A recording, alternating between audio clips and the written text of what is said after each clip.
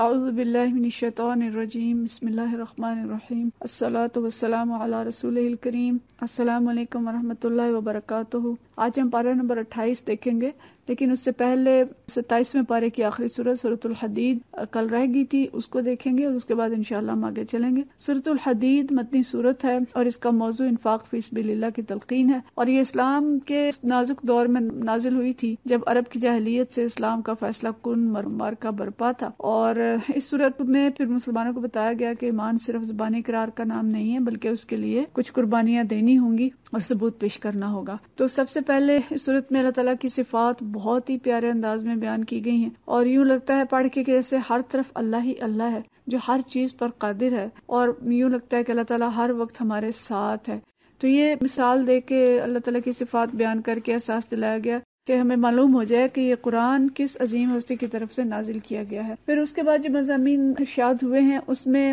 پہلی چیز یہ آتی ہے کہ اے ایمان لانے والوں ایمان لاؤ، یعنی ایمان لانے والوں کو متوجہ کیا گیا کہ اپنے ایمان کی تجدید کرو، اپنے ایمان کا جائزہ لو کہ یہ درست ہے یا نہیں۔ اور آگے جو اس کے لازمی تقاضے بتائے گئے وہ یہ کہ ایمان لا کے اللہ کی راہ میں مال صرف کرو، کہ مال خرچ نہ کرنا صرف ایمان کے منافی نہیں ہے بلکہ حقیقت میں بھی یہ بات ٹھیک نہیں ہے، کیونکہ مال دراصل اللہ ہی کا ہے جس پہ انسان کو خلیفہ کی حیثیت سے اللہ نے تصرف کے اختیارات دیے ہیں۔ اور اللہ کی راہ میں جان اور مال کی قربانی دینا اگرچہ ہر حال میں قابل قدر ہے، لیکن اگلی آیات میں بتایا گیا کہ ان قربانیوں کی قدر و قیمت موقع کی نزاکت کے لحاظ سے متعین ہوتی ہے۔ تو جو لوگ فتح سے پہلے یعنی اسلام کے ضعف کی حالت میں خرچ کریں گے اور جان لڑائیں گے، وہ اس درجے کو نہیں پہنچ سکتے جو اسلام کے غالب آنے کے بعد جان اور مال قربان کریں گے۔ یعنی لوگوں کو متوجہ کیا گیا کہ اس جبکہ اسلام مغلوب ہے تو وہ اس پہ خرچ کریں، جو اس وقت صورتحال ہے وہ بالکل اسی کے مطابق ہے۔ تو ہم بھی یعنی توجہ دیں کہ اس وقت اسلام کو کتنے زیادہ اللہ کے راستے میں انفاق کی ضرورت ہے۔ پھر ساتھ ہی یہ بتایا، ان کے لیے بشارت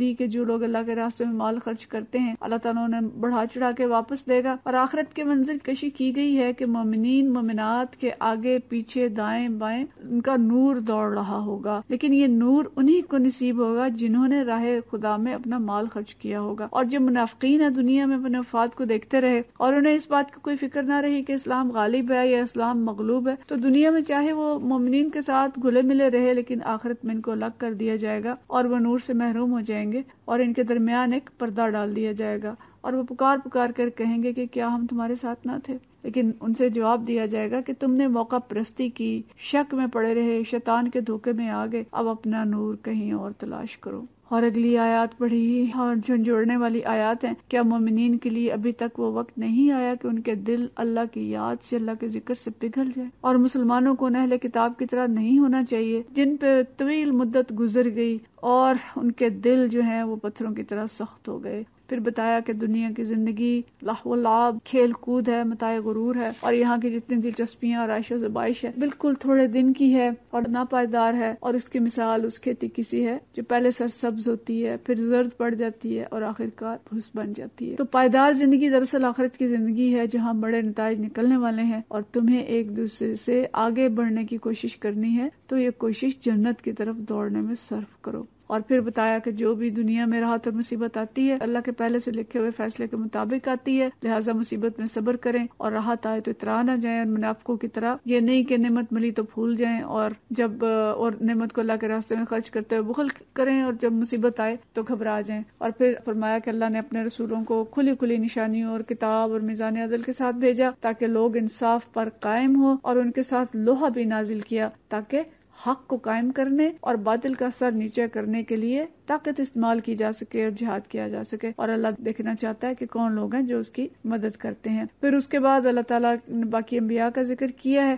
کہ جو آئے اور ان کے پیروکاروں میں سے پھر کچھ لوگ تو حق پر قائم ہیں لیکن زیادہ تر فاسق ہو چکے ہیں، اور عیسائیوں نے رہبانیت اختیار کر لی جس کا حق ادا نہ کر سکے، لیکن دین اسلام میں یہ رہبانیت نہیں ہے، اور اب کہا کہ لوگ ایمان لائیں اور سیدھے راستے پہ چلیں، اللہ تعالیٰ ان کو اپنے فضل سے نوازے گا۔ تو اس صورت کے جو مضامین ہے کہ اپنے ایمان کی تجدید کرنی ہے، اس کو مضبوط کرنا ہے، اللہ کی راہ میں مال خرچ کرنا ہے، یہ ہمارے لیے نور بنے گا، موقع پرستی نہیں کرنی، اپنے دلوں کو سختی سے بچانا ہے، دنیا کے لہو و لعب میں نہیں پڑنا، اور اللہ کے دین کی نصرت کے لیے کھڑا ہونا ہے انشاءاللہ۔ اگلی صورت جو پہلی صورت ہے 28ویں پارے کی سورہ مجادلہ، اور سورہ مجادلہ میں اللہ تعالیٰ نے حزب اللہ اور حزب الشیطان، اللہ کی پارٹی اور شیطان کی پارٹی کے درمیان تھوڑا تقابل کیا ہے۔ سورہ مجادلہ کا جو پہلا حصہ ہے اس میں بیویوں سے زہار کے معاملے میں حدود اللہ کی جو پاسداری ہے اس کے بارے میں بتایا گیا ہے۔ اور زہار تو سمجھتے ہیں کہ جب مرد اپنی بیوی کو کہہ دیتا ہے کہ تم میری ماں کی طرح ہو، تو حضرت خولہ بن صلبہ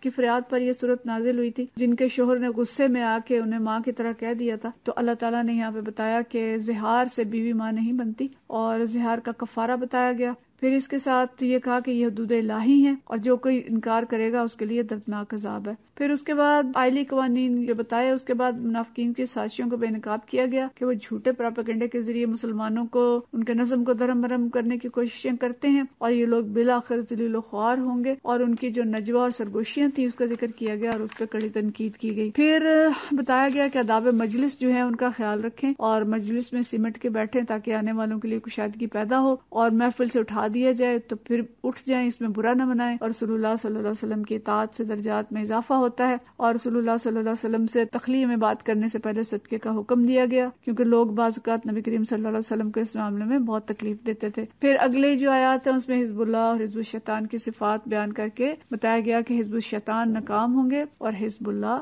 غالب ہوں گے، اور جو حزب اللہ ہیں ان کے بارے میں خاص طور پہ کہ وہ اللہ اور یوم آخرت پر ایمان رکھتے ہیں اور اسلامی ریاست کے مخالفین سے محبت نہیں رکھتے، چاہے وہ ان کے قریبی عزیز ہوں، تو اللہ تعالیٰ ان کے دلوں کو ایمان سے بھر دیتا ہے، ان کی تائید کی جاتی ہے، اللہ اپنی روح سے ان کی مدد کرتا ہے اور اللہ ان سے راضی ہوتا ہے اور وہ اللہ سے راضی ہو جاتے ہیں، یہ لوگ فلاح پانے والے ہیں۔ تو اللہ کی حدود کی پابندی ہم نے کرنی ہے، نجوہ اور غیبت سے پرہیز کرنا ہے، محفل کے آداب کا خیال رکھنا ہے، اور منافقت سے بچتے ہوئے حزب اللہ میں شامل ہونے کی کوشش کرنی ہے۔ اس کے بعد ہے سورۃ الحشر۔ سورۃ الحشر بڑی فضیلت والی سورت ہے، اور اس کی پہلی آیات جو ہیں 1 سے 5 اس میں بنی نذیر کے خلاف فردر جرم عائد کی گئی ہے کہ انہوں نے اللہ اور رسول صلی اللہ علیہ وسلم کی حکومت کی دشمنی اختیار کی، تو انہوں نے ہتھ چکنی کی، رسول اللہ صلی اللہ علیہ وسلم کو قتل کرنے کی سازش کی، اس لیے انہیں جلا وطن کیا گیا۔ تو اس کا تذکرہ یہاں پہ کیا گیا کہ اللہ تعالیٰ نے کس طرح سے انہیں وہاں سے نکالا اور مسلمانوں کو فتح عطا کی۔ پھر آیت نمبر 6 تا 10 میں جلاوطنی کے نتیجے میں ان کی جلاوطنی کے نتیجے میں حاصل ہونے والا جو اموال تھے، فیک جس کو کہا جاتا ہے مال فے، ان کی تقسیم کے احکام اور اس کی 8 مدات جو ہیں بیان کی گئی ہیں، وہ کہاں کہاں خرچ ہوں گے، اور سنت رسول صلی اللہ علیہ وسلم کی دستوری حیثیت بیان کی گئی ہے کہ جو رسول صلی اللہ علیہ وسلم دیں وہ لے لو، اور جس چیز سے روک دیں اس سے رک جاؤ، یعنی شریعت اور دستور کی یہ بنیادی شک ہے۔ اور اسی میں اسلامی معیشت کا اہم اصول بیان کیا گیا ہے کہ دولت صرف امیروں کے درمیان ہی نہ گردش کرتی رہے، جیسے کہ اس وقت سرمایہ دارانہ نظام کا خاصہ ہے، جس سے امیر تر اور غریب تر ہوتا جا رہا ہے۔ اور اس کے ساتھ ساتھ جو مال کو تقسیم کرنے کے ضابطوں میں بتایا گیا کہ سب سے پہلے مہاجرین جو گھروں سے نکالے گئے اور اللہ کے فضل اور رضوان کے طالب ہیں ان پہ خرچ کیا جائے، پھر انصار پہ خرچ کیا جائے۔ انصار کی تعریف کی گئی کہ مہاجرین سے محبت کرتے ہیں اور دلوں میں کوئی تنگی نہیں رکھتے ان پہ مال خرچ کرنے میں، اور بعد میں آنے والوں کی تعریف بھی صورت میں کی گئی۔ یعنی ہم کہہ سکتے ہیں کہ اللہ تعالیٰ نے اس میں ہمارا ذکر بھی کیا ہے کہ جو لوگ انبیاء کے بعد آئیں گے اور ان کی کیا صفت ہے کہ وہ اپنے سے پہلے آنے والوں کے لیے، مومنین کے لیے دلوں میں کوئی کجی نہیں رکھتے اور ان کے لیے بھی دعا کرتے ہیں اور اپنے لیے بھی دعائے مغفرت کرتے ہیں۔ پھر اگلی آیات میں منافقین کے جو امراض ہیں ان سے انہیں آگاہ کیا گیا ہے اور انہیں ان کی جو جھوٹی قسمیں ہیں ان کا پول کھول کے بتا دیا گیا ہے، اور مسلمانوں سے کہا گیا ہے کہ وہ ابلیس کے دام میں گرفتار نہ ہوں، ان جیسے نہ بن جائیں۔ جو آخری آیات ہیں 18 سے 24 تک، یہ بہت ہی پیاری آیات ہیں جس میں اہل ایمان کو تقوی کی تلقین کی گئی ہے اور موت کے بعد کے لیے تیاری کرنے پہ زور دیا گیا ہے، اور فرمایا گیا ہے کہ تم ان لوگوں کی طرح نہ ہو جاؤ جو اللہ کو بھول گئے تو اللہ نے خود ان کا اپنا نفس انہیں بھلا دیا۔ اور یہ قرآن اگر پہاڑ پر بھی نازل کیا جاتا تو یہ ریزہ ریزہ ہو جاتا، لیکن ظاہر بین السطور جو بات ہو رہی ہے کہ ہمارے دلوں پہ اس کا اثر کتنا ہوتا ہے، ہم اس پہ غور کریں۔ اور آخری 3 آیات اللہ کے ناموں کا گلدستہ ہیں، بہت ہی پیاری آیات ہیں، اور جو صبح شام ان آیات کو پڑھے اسے بھلائیاں ملتی ہیں اور اللہ اسے شر سے محفوظ رکھتا ہے۔ تو اس صورت کی روشنی میں اللہ سے ڈرتے رہنا ہے، قرآن پر غور و فکر کرنا ہے اور آخرت کی تیاری کرنی ہے۔ اس کے بعد سورۃ الممتحنہ ہے، اور یہ یعنی امتحان لینے کے بارے میں. اس کا مطلب یہ ہے کہ جو عورتیں ہجرت کر کے مدینہ شریف آئیں، از راہ احتیاط ان کا امتحان لے لیا جائے، جائزہ لے لیا جائے کہ وہ واقعی اخلاص کے ساتھ آئی ہیں یا کسی جاسوسی کے مقصد سے آئی ہیں. تو اس کا آغاز جو ہوتا ہے یہ اس بات سے ہوتا ہے کہ حضرت حاتب بن ابی بلتہ نے ایک خط جو فتح مکہ سے پہلے مکہ والوں کو لکھ دیا تھا، جس میں سرداران مکہ کو نبی کریم صلی اللہ علیہ وسلم کے اس راز سے پردہ اٹھا دیا تھا کہ وہ حملہ کرنے والے ہیں، لیکن ان کا خط پکڑا گیا.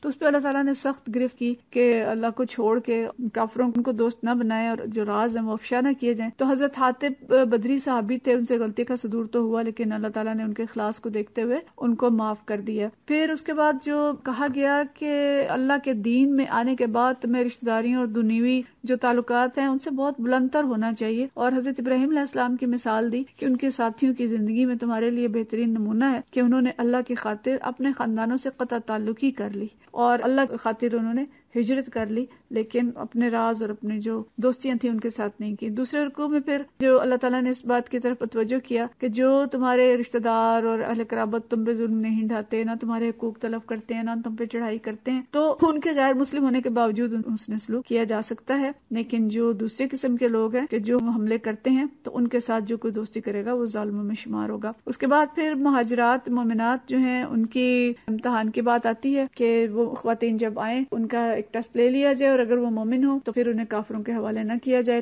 نہ وہ کافروں کے لیے حلال ہیں اور نہ کافر ان کے لیے حلال ہیں. ان کے نکاح جو ہیں مسلمان سوسائٹی میں کر دیے جائیں، اور ان کے مال جو کافروں نے خرچ کیے تھے کافروں کو واپس دے دیے جائیں. پھر اس کے بعد اگلی آیت نمبر 12 ہے، اس میں نبی کریم صلی اللہ علیہ وسلم کو حکم دیا گیا کہ جب مومن خواتین بیعت کے لیے آئیں تو آپ ان سے 6 امور پر بیعت لیں. ایک، وہ اللہ کے ساتھ کسی کو شریک نہ کریں گی، چوری نہ کریں گی، زنا نہ کریں گی، اپنی اولاد کو قتل نہ کریں گی. تو ابارشن سے منع کیا گیا کہ وہ عہد کریں کہ اپنی اولاد کو قتل نہیں کریں گی. آج یہ ایک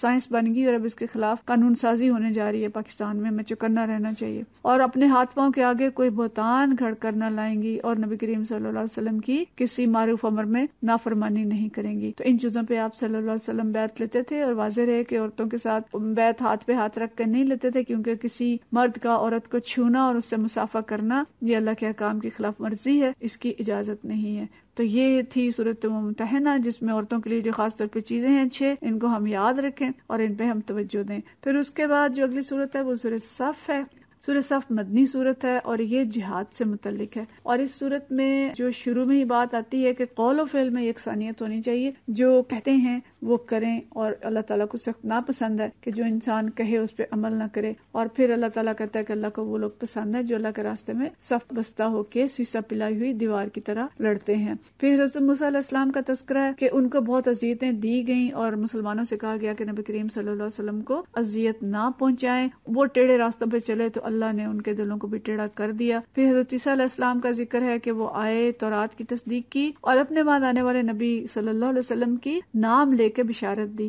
احمد نام جو وہ بتایا گیا کہ وہ لے کے اس کی تصدیق کرتے ہیں، لیکن جب رسول اللہ صلی اللہ علیہ وسلم تشریف لے آئے تو ان لوگوں نے جادوگر کہہ کے اس کا انکار کر دیا. پھر مقصد بعثت نبی کریم صلی اللہ علیہ وسلم کا بتایا کہ آپ صلی اللہ علیہ وسلم کا مقصد بعثت دین حق کا غلبہ ہے، اور اس مقصد میں اللہ تعالیٰ اپنے نبی کو ضرور کامیاب و کامران کرے گا، اگرچہ مشرکین ایڑی چوٹی کا زور لگا دیں. پھر مومنین کو کہا گیا کہ اللہ کے ساتھ تجارت کرو، ایسی تجارت جس میں کوئی خسارہ نہیں ہے. اور وہ تجارت کیا ہے کہ جان اور مال کے ساتھ اللہ کے راستے میں جہاد کرو. دنیا کی کامیابی اور فتوحات اور آخرت کی سرخروئی اسی ذریعے سے ممکن ہے. اور پھر کہا کہ اللہ کے مددگار بنو، جیسے کہ عیسیٰ علیہ السلام کے حواری ان کے مددگار بنے تھے. تو آج جب اللہ کا دین قریب ہے اور شریعت جو ہے وہ معطل ہے تو ہمیں بہت ضرورت ہے اس چیز کی کہ اللہ کے دین کے مددگار بنے اور اللہ کے دین کے لیے کھڑے ہو جائیں. اس کے بعد اگلی سورت جمعہ ہے، اور اس میں جمعے کے احکام کے ساتھ ساتھ رسول اللہ صلی اللہ علیہ وسلم کی مقصد بعثت بیان کیا گیا، اور یہ کہ امی لوگوں کو کتاب و حکمت کی تعلیم دینا جو ہے اور ان کا تزکیہ کرنا آپ کا مقصد تھا. اور یہودی جو انکار کر رہے تھے اس کی طرف متوجہ کیا، اور یہودیوں کو کہا گیا کہ یہ لمبی زندگی کے متمنی ہیں اور آخرت سے خائف ہیں، اور ان کی حالت ایسی ہے کہ جیسے گدھے پہ کتابیں لاد دی جائیں، اور موت سے یہ لوگ ڈرتے ہیں، لیکن موت آ کے رہے گی جب ان کے سارے راز کھل جائیں گے. پھر جمعے کی اہمیت اور فرضیت سے آگاہ کیا گیا، اور یہ کہا گیا کہ جمعہ کا وقت جب اذان ہو جائے تو اس وقت کاروبار بند کر دو اور اللہ کا ذکر کرو، اور جب جمعہ ختم ہو جائے تو پھر نکلو اور اللہ کا فضل تلاش کرو، لیکن ساتھ ساتھ اللہ کا ذکر بکثرت کرتے رہو. اس کے بعد سورۃ منافقون ہے.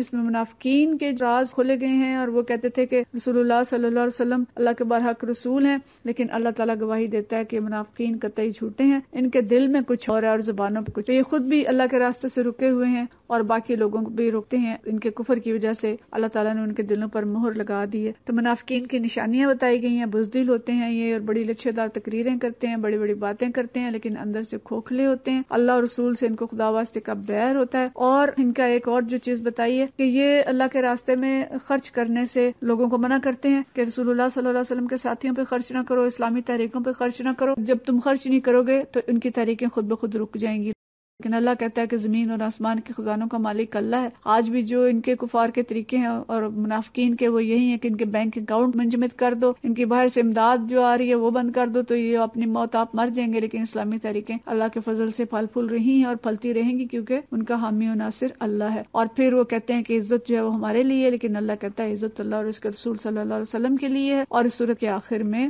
کہا گیا کہ لوگوں یہ مال اور اولاد تمہیں اللہ کی یاد سے غافل نہ کریں، اس سے اگر ایسا ہوگا تو تم ہلاکت میں پڑ جاؤ گے۔ اس مال کو اللہ کے راستے میں خرچ کرو قبل اس سے کہ موت آ جائے اور تم خسارہ پانے والوں میں شامل ہو جاؤ اور پھر پچھتاؤ کہ ہمیں وقت ملے اور ہم دوبارہ خرچ کریں۔ تو آج ہم اتنا ہی کر سکے ہیں، باقی صورتیں انشاءاللہ تعالی ہم کل دیکھیں گے۔ وآخر دعوانا الحمدللہ رب العالمین۔